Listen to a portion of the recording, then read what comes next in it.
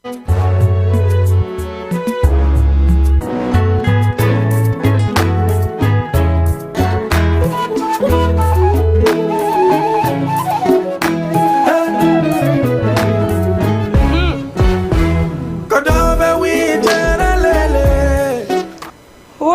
Jama TV no ko kala ko woni do min assalamu alaikum mi huri ko melande ke stahi do ngi jang menenga alhamdulillah menenga jang sina haray ni menen Dakar fudi ke bubugol mbudi na woni yala mais quand même ça va mais ça pas de comme jamais quoi. Merci beaucoup Guido Jama avec toute l'équipe aussi Souleymana américaine Rama la princesse de Jama TV, merci beaucoup mi huri ko on faut pas mari gros bisous et câlin kadi bon hande no wona no wowiri non ande chaque samedi hara émission men wo don folie musicale hara do wonde assi la bombe d'énergie wobe na assi média. Donc moi je préfère assi la bombe parce que do ande min comme yehi wo mi fettine comme yehi wo mi acce bombe. Donc c'est ça, hein? Je préfère ça. Donc merci beaucoup Kadibato yejoto Jama TV ko fi mom Jama TV ko fi fo parce que donc andi ko yete yebete si tahi don haton jine amemene won disponible fi mom. Donc télévision si inama Jama c'est pour tout le monde. Inaka fi o si inama Jama TV donc télévision wondu do yimbe be fo donc on wawi arde assistant ma dum piji ko tawata vraiment on fala di fedde amen mais woni disponible numéro amen ko page amen Jama TV woni ko télévision woni ko YouTube amen woni kadi ko page amen Facebook woni YouTube fop no woni disponible ton e fi télé on fi si tawi kadi on fala renseignement wona min lando don Guido Jama ko no min supporto parce que voilà c'est ça. Alors, on a samedi la mar invité spécialement fi donc andi concert striker de balé fo de yode fimu il andi déjà kanko o arrive Dakar o fi concert ma kon hebo le 28 décembre. Donc là on est prêt parce que wobbe mo sodi no prévente ji wobbe sodi no t-shirt wobbe sodi no pull wobbe no habbi mais yehi ko aéroport quand même men jabbi comme machallah kango tigi mo welti parce que bon si a ari en tant qu'artiste tu as tawi publiquement déjà be habbi ke magela ko aéroport yi don andi ugol Dakar yugo ha ko aéroport ino wodi men no jarani me parce que ko striker donc juste ko kadi me den habbi le 28 arrêt wade laita. Donc, au confirmant on kanko déjà il est prêt publiquement kon kadi woni prêt hibe woni so il suffit on woni so parce que na ko woy ko e ngaddo kadi ko piji go donc iden andi MDD donc pay ko no wadde sur les réseaux sociaux pay ko no woni so pay ko no ari adori piji kesi donc on déjà klima ko woni disponible ko sen mako YouTube ko sati ko latike mi kadi ko anto badu lapto MDD. Donc mahindare clip makon acting yehendare mo la fala no heba 1 million de vues hay si tay ko 3 jours fala ko une semaine hay timba 1 million de vues et de 3 jours ma 2 jours ko dudi wo donc men habiti on donc partager jonne mes forces donc andi pay ko kadi ko wakili ni jamano compare de mes sayfon mais quand même bon il est fort il faut plutôt y jonne tigi courage parce que wata décourage également ko amour noël mo Guido rési si c'est bon mahindare MDD acte ko plateau men réussite.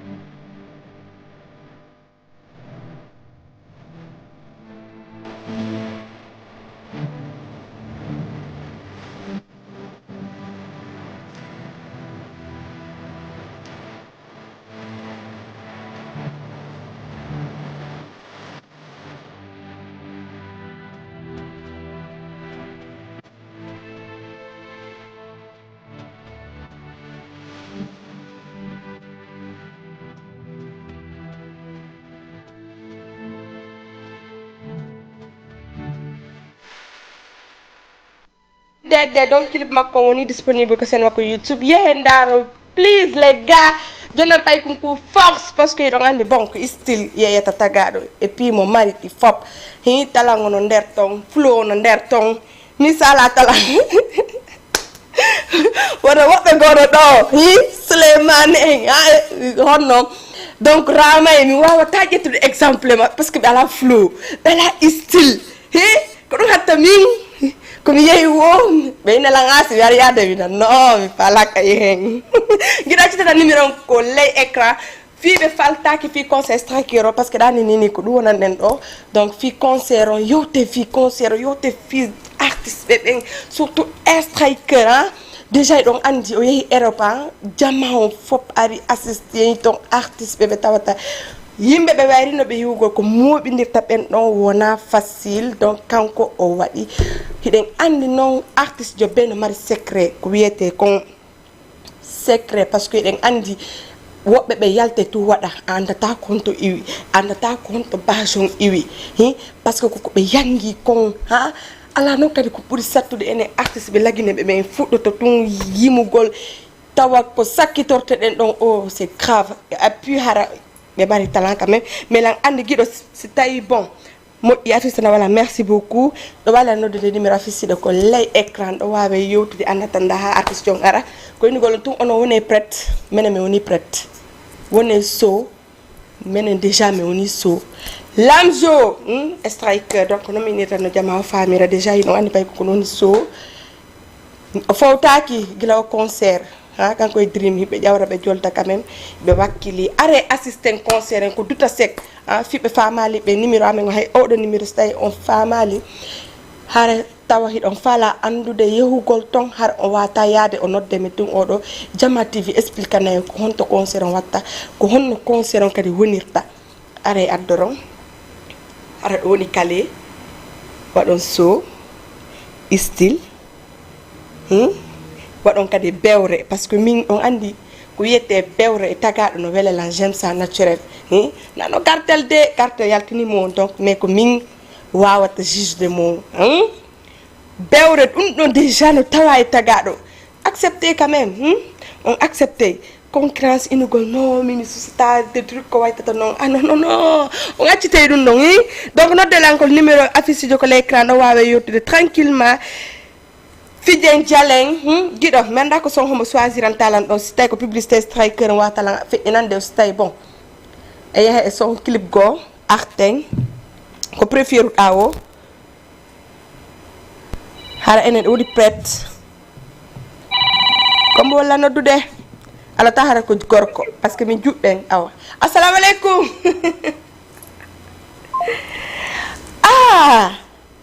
wojona ko jona dilan do minni ba ala tawara ko gorko donc o tayo munike moko honta tawsina papa ma yayang no gido no ditana fi alla no ditata please appel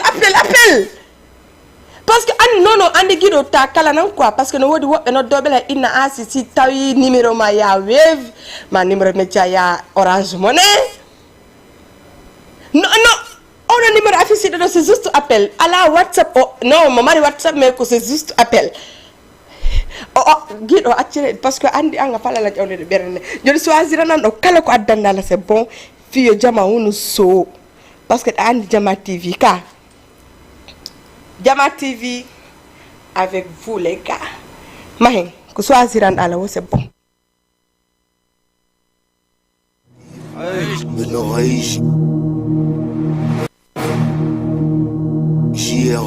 Yeah, striker.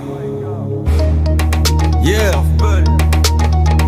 philosophe yeah, bari wadu fereng wata siku ajara jalante aduna ko fus matunyola haisi kwa jamonter ko ya wonu sereng wona nedo wondo wo jalante gonga koko halete kona wona wondo wo gonga halante iya hanno che t-shirt, les ennemis sortent par la petite porte. J'suis un prophète qui à la kill point. À la canotte di buri ricroche, j'suis le boss, monoholi tuba moon kill sort. Miro kene mimi hula goto, miro buri sari siko bono poto fui beganata. Zero talang il force, miro buri mbodi tuba mono modi, miro wali sudi gaika mono luki budde mono uddi buye momi soldi alla dandu kuddi. Arsike mi noddi miro buri mbodi tuba mono modi, miro wali sudi gaika mono luki budde mono uddi buye momi soldi alla dandu kuddi. Arsike mi noddi. Miro fala yaudi, miro fala bel villa, miro fala nabo nene jarambe ajoya. Perdeno jalbi, nora uniri wabira, miro yobi ne di julli ni ko dummi andira.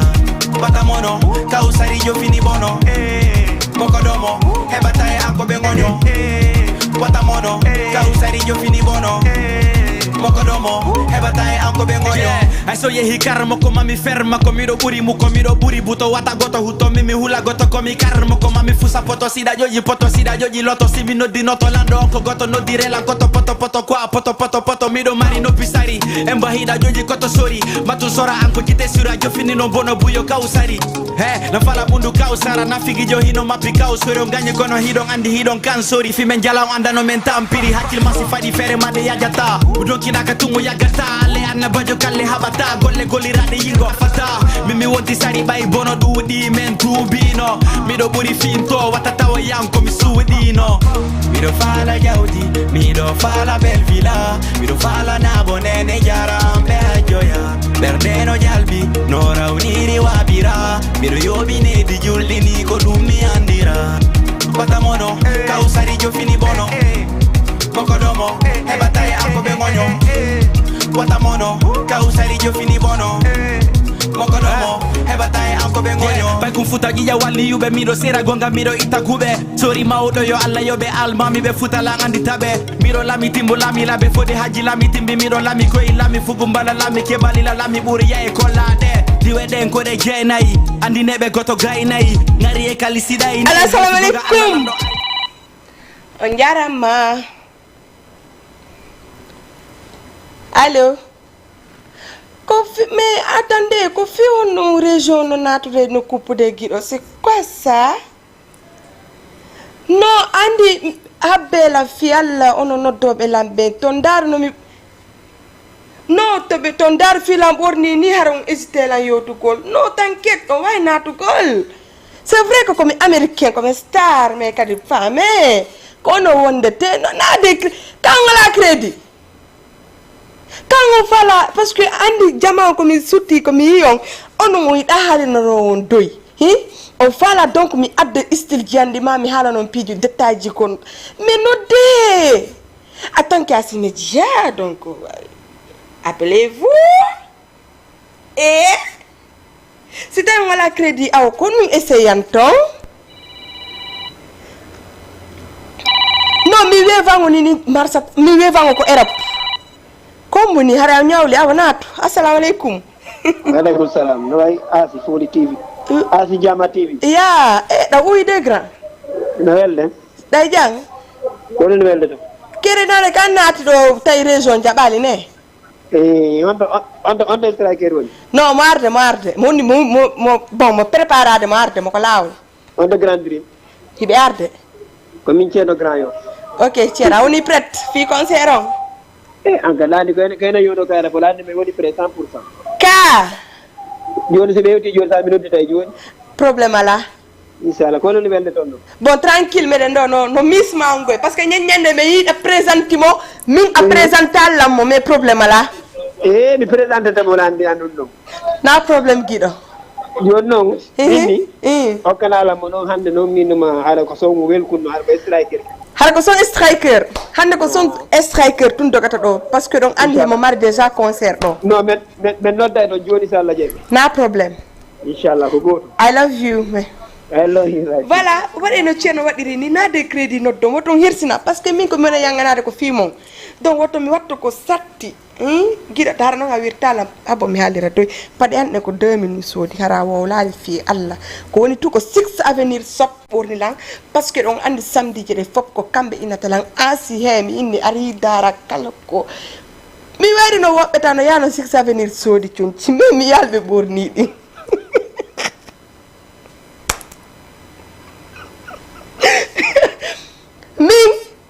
andi no woɓɓe no yano mais sérieux de parce que sik saveni taw déjà iɓe ɗo Médina rue 6 angle 11 tati grand Mamadou borom rastamani maa ngi leen di jëfal bu baax donc nee naa leen sañse muy góor muy jigéen parce que ñun jigéen ñi da xam nga parfois ko ni may waɗira mbeɗa yiɗi style ji worɓe ɓen donc piiji labaɗi no toon surtout ko jangolɗo ɓe mari pull ji labaɗi si tawi noon on yeddilan hiɗo wawi noddude gonga ɓeya woɓɓe no ga par ce que ɓe yano six avenir lan tawa e wonnoɓe inugol ƴettuɗo kono mi yaali ɓe voyage o mi yaali koɓe ɓonni komi hara noon yandi o landakilan ko commentaire o ko hombo par ce que andi min miɗa probléme donc si mi ari min onon kadi ɗo yiɗi probléme andi goɗɗo ñumitanen tun aran voilà ɓeydon piijiri komi andi woɓɓe no yano ton ɓe ɗaɓɓi ko yahata fayde mbusuji min mi sikku no ñagara min mi ñande ko vol ko aéroport to mi yata no ɓeyni andi min sikki ko ɓornogol woni wela talan sina ɗum min la mari conci you know la wawi ɓornogol an asi ɗo sikka ɗo feeti ɗo sikka ɗa wawi ɓornogol min la feeti mi yaali conci mi yaali paɗe mi yaali koɓe bonni ko min noon mi fi Allah noon miɗa probléme swag mono fuɗɗi swag wadde swag ko be yiden sina ɗum a wata wadde swag joni noon ɓenɗo noon hiɗon andi déjà mi wataɓe jugugol moƴƴa bon bref par ce que mi annano ɓe avant mais nini min mi sikkuno ñeññande ɓe innelan ansi donc la fala yaade Europe donc hiɗa wawi wadde émission ji ma ɗin mako mi tawi allez striker si c'est bon ma ndari clip makko enfin parce que ɗen andi ɗo woni so guiɗo miɗa ana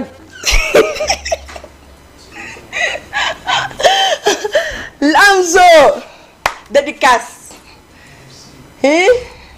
no woni soɗa weli ɗe jang ɗoy tranquille allez guiɗo bon addu kile paɓe ono tranquille si c'est bon ma hey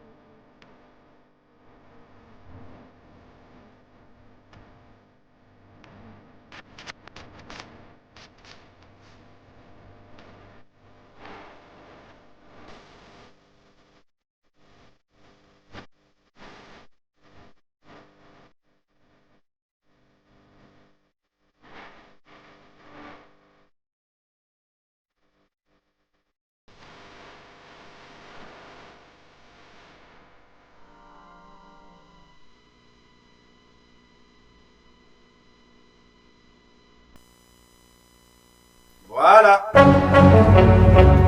Yeah.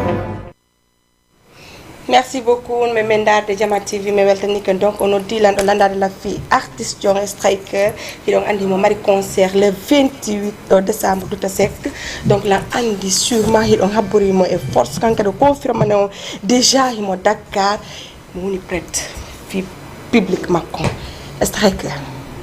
Salam alaikum. Assalamu alaikum. Ça va, alhamdulillah. Dalmani. Yes, Kausari. La neuf de la direction, je sais pas, je voulais partager aux notables de Conakry aussi. Tu peux m'aider? Bon, Guido, si c'est bon, voilà, ok. Voilà. Ça va? Dream Company. Yo, assis, la bombe d'énergie. Yeah, la bombe, voilà. Yes, sir. Yes, sir. On est style, calamari style, calamari flow. Wall, dream, c'est clair. Yeah. Le style, il est inné en toi. Yeah, merci beaucoup. Yes, sir. Donc, Harry, bon. Harry, mais on a Striker. Et le bal, il faut que nous nous fi concert makon et où les télé confirmation di diamant oui mais donc kadi den andi bon fitu yo diamant waaw tun kadi parce que ko andi tingol fitu parce que déjà be andi hida do hande avec Striker. Harry ba ci tabato yura da. Yes, assalamu alaikum on diara mono be téléspectateurs be suivre de Jama TV. Yeah. Alors quoi ti comme il y a fini retard en 16 ans. C'est pas grave. Alors comme you know kon Striker finalement heuti Dakar donc on y accueille en cahier de port. Alors ko heuti ni mengal do hande ko andi ngolon ko hondu ngo maranion donc eno modo confirmant ngol jabi ke ba o makko han kono hande ko kanko jaboto à sa place ici c'est la jabi. Striker. Non. Donc Jama har na habbi ma moƴƴano a foduna men bilan déjà voilà gila ko mi arno kadi ko feƴƴuno mi haalno min Jama on harine ɓinnugol ɓe falayde Striker Dakar c'est vrai et 2023 mi aruno e tawi kadi ɓuyno mi arno ɗo kadi toujours lanniɗo lankondu mi addirani ɓe e mi sikki tun en fin de compte fof hino komi addorno kon e fof hoti no welti fendani o welno moƴƴa moƴƴa donc ɓeyni kadi ɓeyni ko hunde tuma mi artata parce que normalement hari min ni voilà si mi yeyi nokkugo mi abbata o seeɗa histoire ɗum préparé ɗum anno si mi arta mais min non si publiquement on no dima t'es obligé parce que hari même mari concert Paris et on a lanni cabaret sauvage ensuite mi yititike tout dernièrement kad Nantes mais tay mami arta kadi Dakar e ngallo kadi parce que no wodi landiɓe golle ɓe tawata ɓe faala sakkitorde fennani on ɗum ɗon hara ani aro on ardida e welo welo donc ko ɗum addila e ngallo kadi. Merci beaucoup d'accord ko donc arten ko ereb concert ma est ce que mi yitoma waɗi ɗon piiji ɗi tawata bon bu yehi to waɗigol concert mais a muɗiniri yimɓe ɓe tawata fi yawiɓe hay ko probléme jama o hari wayri no ɓiwde ko répétition ma har kadi jani assistate honno connaissance zar yo tan connexion kono artiri connexion min e kamɓe ton ha honno geruɗa muɓinirɗa ɓen ɗon ha ko concert ma tawi no woni so ɗo mi sikki tun on hi ballal e soutien e communication men min waɗi on parce que 109 ko ƴiƴan hesan ko jeune ɓe tawata no faala culture on addugol piiji kesi e hoore culture on ko tawata yimɓe ɓuyno négligé c'est à dire ramde une touche ko tawata teddide artiste ɓeɓe ko tawata mawnina culture guinéen o donc en gros ko noon min fuɗɗori et son hi stratégie de communication min waɗi en place et tawti kadi grand frère ɓe ɓuyi ay tonton ɓe wallitike ono Master X en fof waɗi vidéo ji tu vois tous ces anciens toutes ces grandes personnalités ɓe yimɓe mawno ɓe fof waɗi ɓe ɗumaji han tawi vraiment jamon mamotive o et on ti kadi nodditi notable ɓe ɓen et wolli ɓe andintini ɓe concernant fijuɗaru tun ko ɗuma kadi ko moment mo tawata ko say mo tawata waɗay ha jamo on tummodira jamo on welda jamo on conjuga verbe goto donc aray ko ɗum waɗi ha jamo on faami jamo on fotti tawi no labba ko live waɗɗa tawi no fotti Dakar ɗo inɗa kadi ko live jouirta parce que ko arno tawi naɗo no joura fiyo no suɓiɗa ɗum ɗo c'est parce que bon mi sikki tun almamijo lanɗo ko jentotoɗo mofteɗen ko jentotoɗo taalibaɓe donc taalibaɓe landike live ɓe wullitike concert ji ɗi gara ko tawata kon donde song on ara c'est comme si ɓe wattu song on ɓe jentade mo ara ko boîte de nuit donc moi je pense que ça waɗi live ko ɗon tawata jama on no andi ko an tigui artiste yo gara yimugol et son heñan voix an on no ɗumani ɗon ronkere no waɗi seeɗa par ce que mi waɗi répétition ji gila mi ari la waɗde répétition ji et parce que le 28 inchallah franchement concert wado kono répétition di on fait kono déjà ouais ça va déjà la répétition de mes musiciens me modjoube et je découvre déjà min ko passion ngam woni min kadi ay ko d'accord do min kadi voilà je me sens bien à la répétition de la nomanade et disposition di fono yatta fi me répétition no modira et avec des heures di wagutuji dum manidi donc franchement machallah quoi ya jama ngartu le 28 era non le 28 musique tundo jama ngaray lang holi notable ben bayna bebe Paris buro bebe Dakar landi Dakar voilà Dakar ko goddum go kadi Dakar wa Dakar ala atanki adu do strike notable Dakar adu do strike donc adu timu kadi deuxième édition makondo c'est quoi le secret Dream parce que jama souvent landato dum do cette fois-ci kadi a préféré yo wadu live oui, parce que Andy, une info au niveau. Ouais. Donc, niveau en 2023, ça grandit en fait. Donc, il y a un dégoût il y a un niveau live. C'est vrai aussi ce qui va se passer, c'est à la télé. Donc, niveau live, il y a quelque chose de très facile à bon, les cas tout donc c'est un peu dans ce sens et niveau il faudrait qu'il continue dans ce sens encourager moi il y a d'avance par rapport en plus qu'au spectacle tu vois dans des stay showcase concert ko spectacle on déplace iwa ko wodi ferma boutique aji mun quand même parce que faut les respecter moi mérite dongal quoi donc d'accord donc Dream artiste be invitable ben ko honno est-ce que be famille genre argol mabbe ngol law parce que cette fois-ci da fala change ko be arno har tawi arani law be bali image la baadi ko no toroto be ngal do artiste be invité be ar ngal do ko mi toroto jama notable ben faut yo public ko yo ar law c'est très important parce que wawa permettre gol kadi artiste be wonbe locaux ben wawa hebude image wawa découvrir gol ben non kadi exactement donc arame noditi be aru law et surtout kadi striker yo way law il faut le préciser yette c'est bon parce que bon hare wabbe fala yoddude makko ok c'est bon allo assalamu alaikum allo jarama jarama jantum yettude Allah inde nen on adala honto ko molit gol Fatih ittu hector ji madin famondire wona tranquille nani mira voilà do c'est bon wolu meden hedima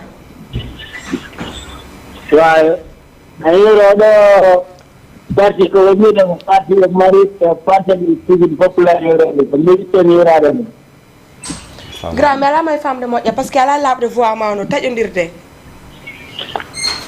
do famude joni voilà ya do fuɗike min ko musit ko nirade bon guiɗo da wayla mo coupanne donc après ƴetten goɗɗo go rapidement parce que ɗani bon voix makko ala e nanade allez Dream donc cette fois-ci tu es prête oui cette fois on a eu des noms arrêt mentori diamant yo arulaw fi waaw gasi gol concert gogo kwati kon permettre gol découvrir gol be kadi artiste be loko wombe do waaw andugol kambe kadi ko be hombe ko honnumbe mari comme carrière peut-être dans l'avenir do hitande artionde gogo imengel striker kadi na jola gol hani bani ba fudo fi gol yo law si alla jabi yo waaw hebu gol tan jouant gol public makko yetata mo yakanko public mako notable bien surtout on be do ben donc on a wilta non mo holi be on nali be Guinée ben de on a vrai notable mais non on est kon Dakar to ko godum go kadi ya godum go notable ben ko na gri notable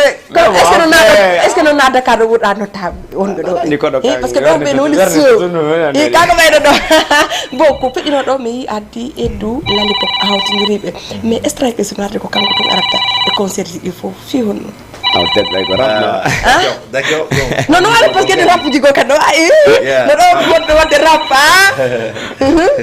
bon en fait effectivement c'est une bonne remarque mais striker quand comme je le dis tout le temps depuis na do futi la kafutorde ko kanko to mi wata addude mi wata e ganjo na te discours yi ga pourquoi parce que artiste be ben do adde do dido mais striker ko kanko to mi eta kanko tun ko de pojo ka de artiste be arobe kambe tun si alla mais fi onu o do ko kanko tun j'aimerais savoir qu'on duira tout. Qu'on duira parce que bon parce que ay striker déjà ko voilà mo tawa nder ka mo da yidi striker ha tawata quand même awa tawata pijugo. Yeah, donc je l'approuve quand même. J'ai l'amour pour Striker, j'aime ce qu'il fait et j'aime réellement sa personne aussi parce que à niveau d'info, qu'on est dinding, qu'on fout à la base quoi. Donc Striker on joue qualité d'info. Wow. Donc on wondata do la dari. Qualité d'info déjà. Qualité d'info. Andy mo quand il est bâti d'âme. Franchement Andy mo est bâti d'âme. Donc on a flat au bon moment, c'est une bonne personne. Allez, assalamu alaikum. Télé volume télé mo wa YouTube ah no taadu bébé. Allô. Njarama. Ouais, ça va, alhamdulillah. Dajang. Alhamdulillah. Indeneng. Mohamed Bari. Mohamed, donc mede hedima da Jama TV en direct. Allô. Oui, Mohamed. Sino ko fewndi ton. Mede woni easy tranquille man. Ok, aw kanelan don joma krambongo. Eno mo do, mo hedima karambol. Joma din. Ok. Yes. Jono kana mina to voix ma comme coupa. Salam gono ça va? Ouais, ça va. Kana ala tong. Bakono don da. Ah. Don da la wakili. Imatami ya kono sonji. Wow. On non songe wade mo ko concert la habi mara yime mo ko pojo. Merci. Wato casquette rouge to na mo ina kwa. Yandi tede. Ane passé yow no ko am fal nyaw go me ba mi no mouvement on tego mo kulu kwa. Nam. Na tranquille don kwa. O ikado kai arika me inshallah lando ton. Ida ba. Andi kawon striker min ko mon kawsar tenget pa. Kono woni mi jabi say ko am bana. Mohamed, est-ce que on est prête fi concert makon kadi? Bon, est-ce que on est prête? Donc arrêt assistant, arrêt fidèle, arrêt waden le 28. Donc striker parce que la ngani sur mako yara do awunde jani. Hande simini ya yoto fi jani ko nu war da yoto ko fi jani. Jani ya. Ko war asi fi jani ya. Assalamu alaikum. Hello. Oui, on jarama. Jarama nalato. Jantung, dai jang. Yetu dala fewdi. Tranquille, indene. Wa ni ke Ismaila Jalla fele Ismoja. Ismaila ine nanda ka lawol mais quand même ça va ko natuda ko nani. Ok, welcome na mare na hiro no striker. Ida salmina musiddo. Aray ko telephone jama ko nata ko jama ko wonno do jere kore. Ah, ka striker gang tu. Striker gang. Ah, justement. La salmina un po'. Ko boni hunno adi. La salmina un po' mon. Wa ara joni non kala yuri ko maro. Albarka. Hire jam. Ina no wakilo mi ya kono kay ni no distance ko ko matlaw. No, miuti sire kuri. No, ni lang yang kau lah Senegal. Ah, Kaolack, ok. Alors, mais heuti ton kadi, on verra bien. Inch'Allah. C'est Allah Jabi. Merci beaucoup. Allez, let's go. Simini ya yoto fi jani parce que on dit ton. Message kwa dana jani. Gasa ande mi jonna anecdote mo goto andano minti ko tout dernièrement mi découvrir donc déjà jari ni mo ata haru ko tun ko terap déjà jani ko tontongas pour commencer parce que bengo mako ko tanti yang. Alors assalamu alaikum. No tellement ko di striker mais la andi ko to sera be mokata sans yoto dai makko nini do mais sinar ko diti ko foko ko concert. Yes sir. Yeah. Ko diti ko foko ko concert. Let's go. On continue. Je disais bengo mako ko tanti yang ko kawirabi an jombi. Kawirabi an directement genre jombi bengo mako. Enani. Dara yo bande ko rakke comme fa la musique. Tellement que il Chani, je comprends, ya. Comment on appelle ça, Kawirabi en Jombi. Wow. Donc en gros, à part même musicalement, mais directement, allez, c'est tonton. Tu vois. Donc lang salminamo e Jani Alpha c'est un grand rappeur, un grand leader. Goddo mo tawata e mo susi mo wadi piji ko tawata yimbe bi wattano e kanko mo susi wadugol dum e c'est hebayno 10 Jani Alpha ma 3 Jani Alpha la jine. Je pense que jeunesse consciente on jama amburtero be dagol ko. Mais ndax sim fal jali ko indugol ko liyeñi mais après yow tay. Ado émission wala ndide. Allez, salam alaikum. Oui. Allo jarama. Yo, jarama de. Donge jang. Ala to no hay si doni jam. Alhamdulillah min no mi da gorko dane man ngara no woni trank man ɓeydu volume ma yo hen quoi faami ka. Accu. Day jang inde ndeng. Ko mi ngam jebo ko dul depuis Gambie quoi. D'accord big boss ɓeɗen heɗitima. Le petit frère de Diallo Gamtel. Ok mi anditi. Na hero don taw Dr Strike. Salamu alaikum kono ay Mais sawa. no dugol ko émission ngando. C'est la première fois mo nodda ko émission. Est-ce que mi andali ko hombo nyang? Ko kan Honno inni. Honno ene tan agral. walidi. On jarama de. Nala tong. Donge jam. Jantum alhamdulillah. Awa ko toni mon Dakar kadina ni ngi hewti si Allah jabi. Si Allah jabi hara hidon habba. Ko père de promoteur depuis Gambie. Anne mi ando kam payku. Et puis ɓeɗa noddugo har ko émission ngando. Ah bon? Sérieux? Anne mi ando ka. Awande Dr Strike adimo. No deve ko fi. Mi faami ɓe ko Gambie o noddide mo Gambie. O meeɗa noddugo ko émission ngam. Donc ok jani. Ko mi nyang kawan o jombi. Merci. Donc Et justement, no waɗi kono parce que- markuma gila concert on. Concert Cabaret Sauvage. Yeah. Cabaret Sauvage, déjà, merci tout dernièrement dans Hanking. Mais on a trouvé prix spécial du jury comme victoire de la musique. À cause de ce concert, justement, Cabaret Sauvage. Donc, elle a weltani tawab info et mouvement. Wadi hango lati, parce que, mais. Non, guido appel c'est bon parce que andi jama kadi extrait que mi fala ka andi bon Parce que- cadrim ou bien si be fala mo nanugol ma ni nyande Yala ka concert. parce que appel jiri est ce que no woyto girde ni No, est ce que appel jiri woyto Ok, mais c'est. ok mais c'est là Ok, ala mais joni c'est si abdi jette tuna problème hein mais donc andi ça. ala assalamu alaikum allo jarama Allo, assalamu alaikum. donge jang Alhamdulillah. inde ndeng Muzdada. musdada big up Agwa. Zada. yes et puis joyeux anniversaire taw do yaadi tade lang Merci beaucoup, Sita. merci Joyeux big boss anniversaire. ouais. Merci beaucoup. Yes, sir. Yeah, rendez-vous encore le 28, non? yes Le 28. Ok, ready, non? Ah, comme il l'a noté sur le reading. Mais yo tino tombele ko dambugal to ni O wadi sport on ka, nan ko fekki no ronko no lawga. kamere wadi sport. Ah, on préparé de. Quartision. Vraiment bro, bonne chance. Ah, ok, Bonne chance. artiste. Vraiment fier. Ah, ok, artiste. Ok, force à toi. Aray ko gotum ko akila gol. déjà Bonne vous avez table. invitation Ok, aray dabba de nyande. Il est Avec jamais. mon frère, hein. Merci beaucoup. Merci, Trip Mouzada. compagnie, l'homme fort. Yo, boss. Respect, mon boss, respect. Merci, grand. C'est merci. ça, l'homme, c'est la parole. Ah, merci. Et tout Dakar est fier de toi, mon frère. On est ensemble. Force à toi et bonne chance. Merci merci vraiment. beaucoup Si ya musdala merci joyeux anniversaire ran big up donc artiste invité mo tawa nder ton hara ko yon ar law assistant law wadon pijidi law layta gonga be gambien be ka ko layta Yes, donc Driss guido si c'est bon adana merci non appel c'est bon guido jama ka di fiala adana publicité makko pour le 28 arte ko plateau be wayne to parce que nini répétition tangon allez c'est bon adana publicité makko rapidement. D'accord.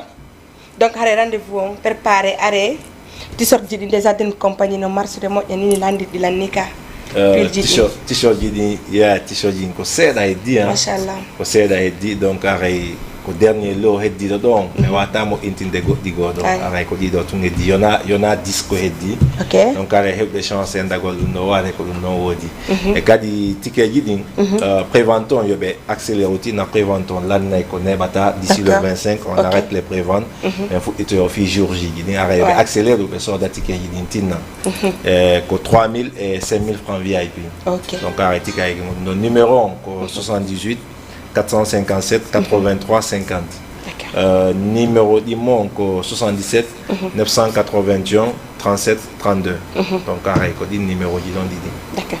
S mi do fala jawdi mi do fala Fala jawdi fala. on no mi fala spécial là, fi femme de confirmer déjà. Donc toi tu es prête. Mido fala jawdi, mido fala bel villa, mido fala na bonene jara mbe joya, berneno jalbi, no rawniri wabira, mido yobine di juldini ko dum mi andira. Wata mono, ko kausa di jofini bano. Yes. Allez Guido, c'est bon? Publicité pour le 28. Arrêt Adoron, arrêt Fiquet.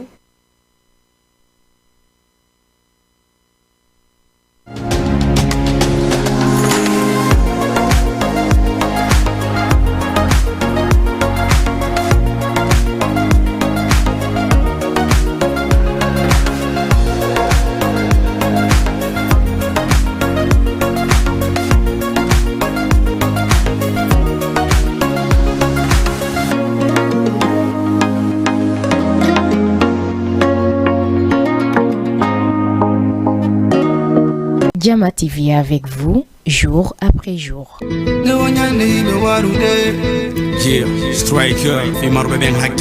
retour audace de l'Almami du rap guinéen à Dakar. Woko Striker pour la deuxième fois dans le Sénégal. Wo Drink Company et Guido Diama Production. Woni Konoté le 28 décembre contre Douta Sec de Dakar à partir de 22h jusqu'à 5h du matin. Wo la communauté guinéenne. Sonna bébé, Fononota. Préventino Wori 3504 no Wori. Wo VIP 4500 no Wori. Sourzi 5000. Réservation on va 78 457 83 50. Wala Notobe 77 981 37 32.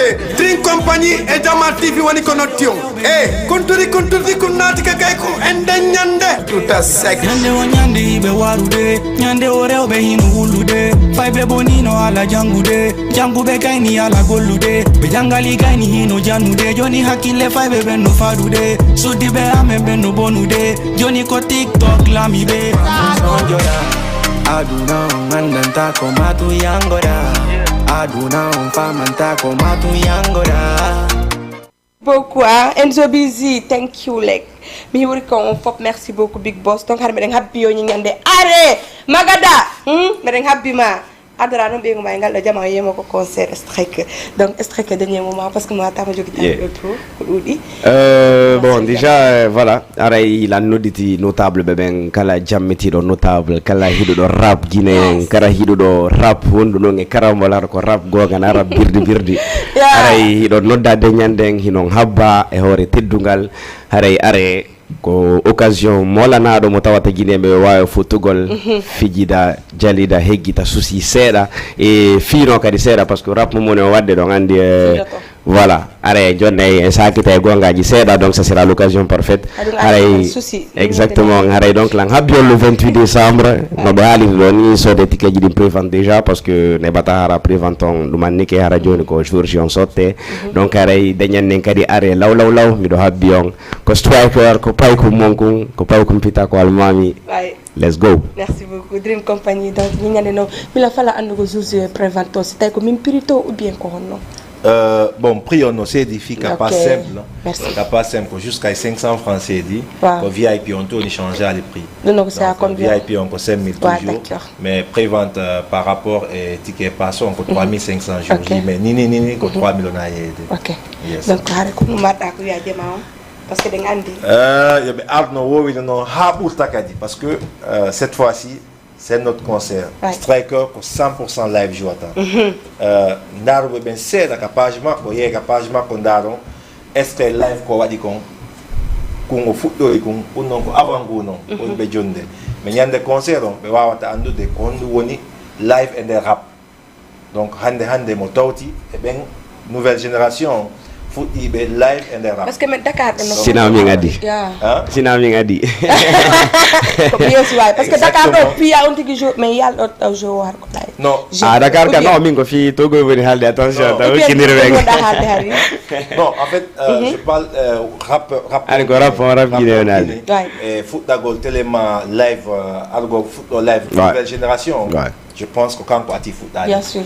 Et no foot do noni ko yata o ko non tun ko dossier avalidi anda hino Striker ha pour donc peut-être landi Striker à vie. Donc striker. Quand tant moi na ton tanti moi là une notable à vie. Gasi pas de souci. Mais déjà parce que là andi mi déjà comme ni ndai ko je sais pas. Parce que tellement ko indaka à vie mi ko buri voilà. Donc adi ko ka adi déjà c'est validé ka. Alors ne comme ça. Donc rendez-vous mais habituel le 28 c'est la jabi. Donc arrêt assistant, arrêt law, arrêt fidjeng, arrêt wat el laika parce que kadi ko nouvelle andi wo on arrêt har on sikkito piju gono mais arrêt har hoto har on fini kadi piju gono ton. Parce que donc anya surtout no ene notable bébé on so nder ton. Mais di talio. Et puis on go to notre mi comme souligner ali. Mi do andi striker no ani be kadoji. Donc yo be to beara parce que notre wa ko wiya he will be 300 kono ni ay dum no fandi. He will be 300 striker. On kadoro no ko hakkila de la balle mi ronko dano go. Normal t-shirt, normal ticket VIP. Nam. Normal tan. Oui, ay kadi striker be tiro da photo. Wow, est ni mi ronko la répéter de nini ko Soudan. Mi jodi wala répéter parce que la fala jettu go. Mais anga tawta parce que da way son c'est clair. Oui. Déjà casquette kanga. Allez, guide aduna son striker. Merci beaucoup. Merci Nico. Quoi accepter l'invitation. Parce que d'abord c'est la maison. Haismiari nyalugol Dakar bi rewa do ko. Saral do mi hatama mi ettaba kadi jadda. Andi Jama TV. Voilà, no ndé Jama. Boni Jama. Allez, striker. L'un des meilleurs télé Dakar. Merci beaucoup. Merci. Philosophe Peul, philosophe guinéen.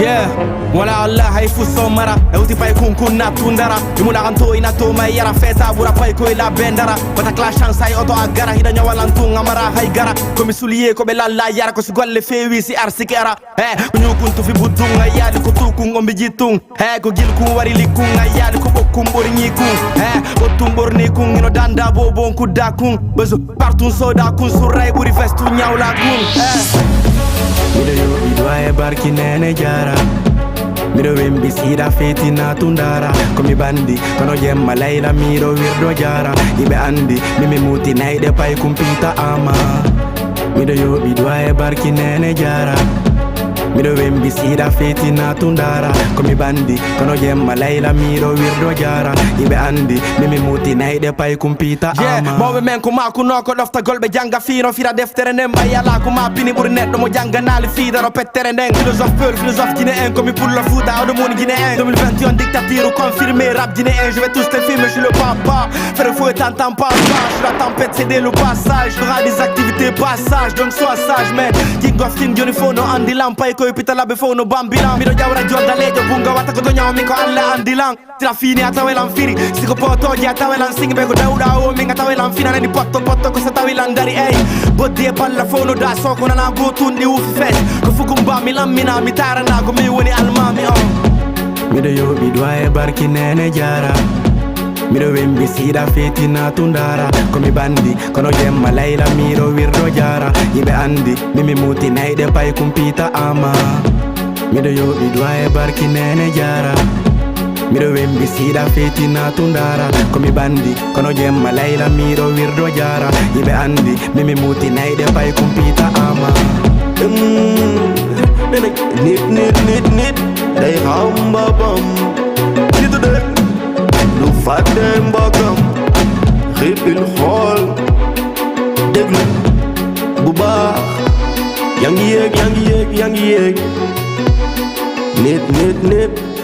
nit du fàtte fu mu jógee xamal sa bopp Jama TV mi weltani ko moƴƴan donc mi joni rendez-vous le 28 décembre miɗen habbition Lamzo série Coco mi yiɗi striker mari sonji striker mi yiɗi striker et tout gros bisous merci beaucoup à toute l'équipe de Jama TV mi weltani ko moƴƴan on guiɗo jamma équipe on fof diri compagnie nodditi on are assistant événement are ha hewa are ha hibba waɗen voilà merci beaucoup à la prochaine les gars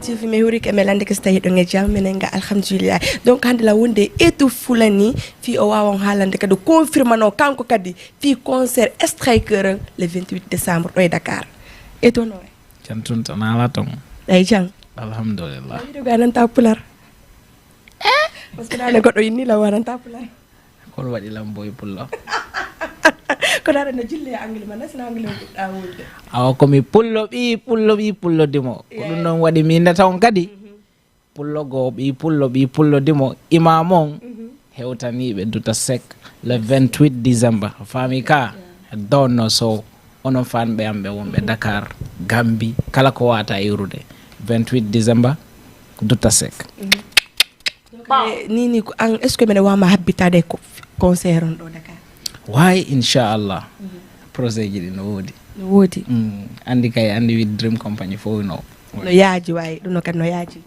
retournement noon Dakar mbeɗa wawi happitade an kadi ɗa wawi par ce que arino ɗo an e Lollipop mais ɗon ko noon ɗiɗo est ce que kadi tout mbeɗa wawi mo happitade Dakar inchallah mboɗe ko neeɓa kadi donc haɗa jama meɗen habbiti on le 28 décembre ɗon iduta sek tout confirmé kanko mais no lagandi kadi ɓuri confirmé ne juste tum yon prépare on tout paw men ari meɗen kali manti ha maydaru floje ɗe mbari sonna bonnana figi vrai yagal komona jatigi si tawi ko jallo sadakaji 28 décembre duta set waɗe faya kadi let's go merci beaucoup ñanankona kala talang hajuang ala siya kelantalang ko ala wali akala talang oh you know say we run town tell the boka them say man a Batman yard governor fi come wandan yes inu pe wawana eng se be kainanta eng our 28 holle be wawata ine be dewo be gainata yete ai be wawata bang don't know 28 December pow assalamu alaikum jama don do hande etu mandu dongon donc first striker à Dakar on ko wata jonde jama on biyon kono yelan invita kala andu hetto boy pullo fanbe ben Dakar Gambia kala ko wata yurude duta sek le 28 December yawon hebbi non ton wa bura ko hewno ko fami ka so yewano on foppi don invita wata go to Peur, philosophe guinéen, comme pour le foot, à monde guinéen 2021, dictature confirmé, rap guinéen, je vais tous te filmer, je suis le papa. Faire fou et t'entends pas. Les spectateurs de Jama TV, ben fop. Mi wa taw halande ko hombo ko Kawsari à Dakar. Fi concert mako. Événement, grand événement quand même. Kawsari ko no watalande. Assalamu alaikum hare ko adi kon taw albarka hare mi weltani tolnuɓe men ɓen Jama TV hare hiɗo weltana hare kadi ɗon andi almami on imo mari concert ga le 28 décembre duta sek ɗon andi ko feƴƴuno e wonno muradu tiɗundu muradu neɓandu fillede e ngallo kadi noon hare meɗen ardi e ko ɓuri ɗum noon mais attention komi ari ɗo kon ko cippingol dolle seeɗa la addori floji buy donc laadi cippingol dongal aranal ngal ɗo après mi yaa lan ɗo yaade Nantes mi artoyo noon mi artiro kadi dolle gono toon mi fowa e ngal ɗo ma en cippinen fof duta sek le 28 inchallah 28 décembre yombata à Dakar inchallah ɗo famɓe ma ɓen o yiɓe toujours ils sont en ligne tout le temps ɓe wadde publicité on no haaliri hay dolo koye ma koye ɓe yaltini koye ɗo fiɗno fof wi andigol Kawsari striker non Dakar franchement sina tout fi haalangol fi ɓeɓe Conakry mi muninaɓe seeɗa mais Dakar pour moi fans mi am ɓuurɓe ɓe jannude ko ga woni franchement c'est quand même wata tawgoy là on est là si merto do ko ande samno gasa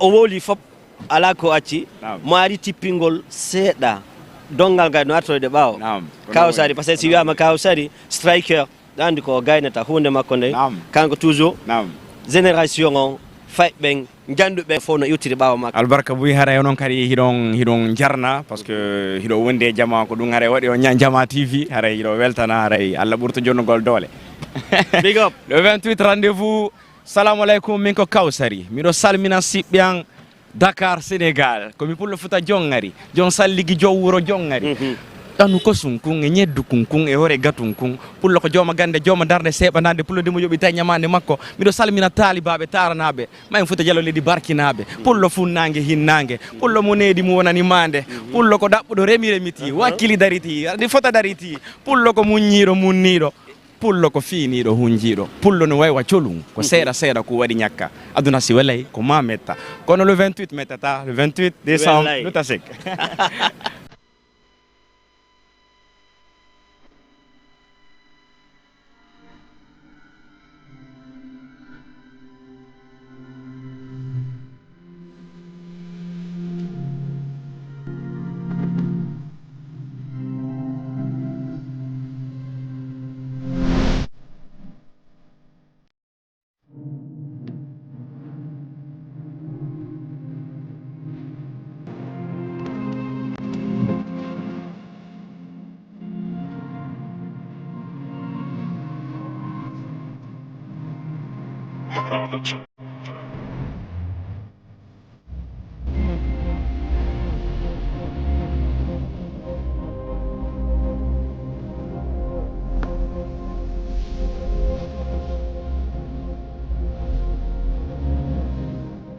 Sénégal, il faut surtout ma Jama TV et Foli TV, c'est ça. Quand on est à l'aéroport, donc quoi demain, quand Striker, on est joué samedi le 28 décembre, ça l'a dit, donc on doit maison de la quête du sec.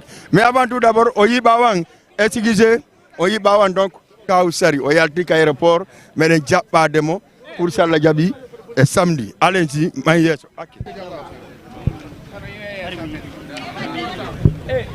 Madame As. Yo. Voilà, hare on andi ko mi wolen wolande ko Kawsari mi woltande ne moƴƴa kanko woltande moƴƴa ko honɗum Kawsari noon ɗo gandi sari je ɗen bonka Burure quoi donc ɗo gandum ɗon ko kanko woni joanden samedi le 28 salla jaaɓi décembre contre wata maison de la culture Douta Seck iɗo gandi noon ko wowi comme passé pas la première fois mo warde Sénégal pour la deuxième fois Kawsari assalamu aleykum. Assalamu aleykum fono salmina. No martude jang. Alhamdulillah. Ko ande wiyete honno. Hande ko nyalande nde tawata on tigi hewti fi concert mo tawata on ko le 28 décembre haray machallah. Le 28 décembre honto. Douta Seck haray fono noddita comme l'année passée e ngal do non merno do la fois dernière mi yido nañange o grande do et on avait fait une vidéo minni la yeeci pingol dongal. Après mi adda kadi dolle mi accuno ga dongal mi fawnira dum non fo le 28 may sakite e ce menen men gayne de dolle écoute menen de dolle ma fe ille men gayne dalum ko men gayne ko dongal hawrungal parce que non ko Sénégal ni menen fo gayoji di rondo menen Sénégal fo no change mais wala fe ndo men la dolle problème dolle bagage fo no change mais mi sikki tum konto iruɗani ni ko Paris non non la iri do Nantes et har la marathon événement fe ƴe jam alhamdulillah d'accord mais bon ko no to ngartira la franchement donc iruɗa voilà samedi dans le 28 haray ko honɗum maranɗa famɓe ɓen par ce que jama no wulude fi paykun Kawsari ha feƴƴita mi famali Kawsari ko ɗum inti Kawsari quoi pourquoi Kawsari haray mi sikki toon notable ɓen kamɓe ɓe andi ko ɗum woni Kawsari non minen mi anda andi ka nder guiem ngayuji no toon woɓɓe noyniti ngayu woɓɓe noyniti ataba woɓɓe noyniti piiji ɗin fof voilà merci nangue voilà min komi sarire parce que voilà ko hakkille ɗen mi gollirta quoi mi mara doole c'est vrai mais voilà Kawsari ko gandal ngal Kawsari no ƴoƴi ha maayi Kawsari no ƴoƴi ha maayi donc anga ƴettu laggine fof tawɗa ko an ɓuuri ɓe ƴoyre wiɗe da Kawsari kono woniri donc a yi fen ɗo artiste ɓen fof donc no engage journaliste o no engage ko ɗum mbaɗɗa ko yewta médiaji ɗin avant tout d' abord yen feƴƴu pour le samedi le 28 déjà miɗo salmina ɗo fof elan weltani kadi déplacé ɓen fof par ce que voilà ɓe hakkitto piiji maɓɓe ɓe ari e médiaji ɗin kadi voilà ɓe andi déjà wonɓe ɓen ɗo fof aray no salmina hiɗon jarna haray ɗum ɗo fof ko fi Mouradu nun le 28 donc haray public on notable ɓe année passé ɓe honoruno jama on ɓe weltino e meɓe min kadi mi sikki tum ɓe weltino donc pour une deuxième fête haray ɗon habba le 28 inchallah concert haqiqa concert wonduɗo e gonga concert d'artiɓe ko wowlowo pulal faamo pulal kay nana pulal yewte en tout cas meɗen souhaitema bon sens merci le beaucoup samedi le 28 albarka par ce que jama on no habbima aray min kadi ko ɗum addila d'accord donc merci beaucoup miɗo falana bonene jara ɓernde no jalbi miɗo yowinedi julɗini wata on mono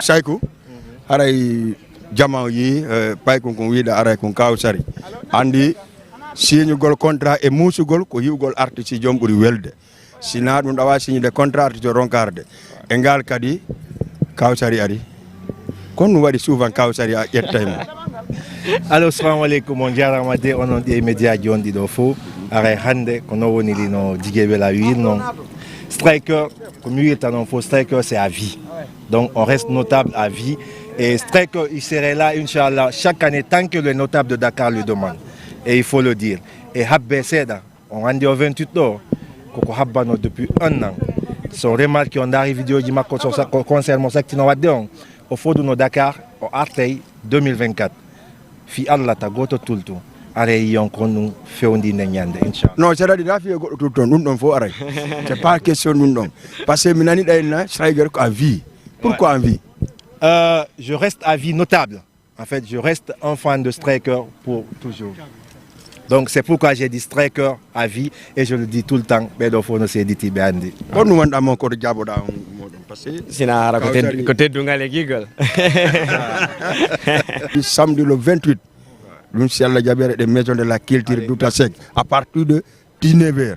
Maintenant, on a artiste be wombe do ben kadi arol law fijen jaleng parce que Kawsari no hubbi goy Kawsari no hubbi Kawsari ende nyande inchallah wallahi kono way wala jantung alhamdulillah lay da wartade au concert lay avant tout wonnanta ko jeli yobada yo concert non dum non ko code secret mot de passe kondu marda ko wonna fambe ben samedi le 28 sinayo be ar be noto be ya piji kesi inchallah e golle moje e hore respect teddungal kadi jama fo welto e hore welo fijen challenge parce que ko dum won der ton la communauté guinéenne vivant ici au Sénégal, nous vous remercions infiniment et nous remercions aussi notre grand artiste, Star Vedette, qui est venu nous rendre visite ici au Sénégal. Donc, bonne arrivée à Dakar. Donc, on vous attend impatiemment et on est avec vous. Vraiment, merci beaucoup. Welcome to Dakar. Pour les qu'est-ce que vous préparez pour les fans à Dakar? Donc, actuellement, maintenant, il y a plus de promos. Et là, je pense que, est-ce que les billets, est-ce que les billets même ne sont pas finis? En tout cas, venez vite, massivement, surtout les artistes qui doivent passer les premières parties, ils doivent être là à l'heure pour ne pas vraiment se sentir frustré. Parce que l'artiste est programmé, quand il est l'heure, il est l'heure. Ok, merci beaucoup et on vous remercie infiniment les médias aussi. Merci. Shut up.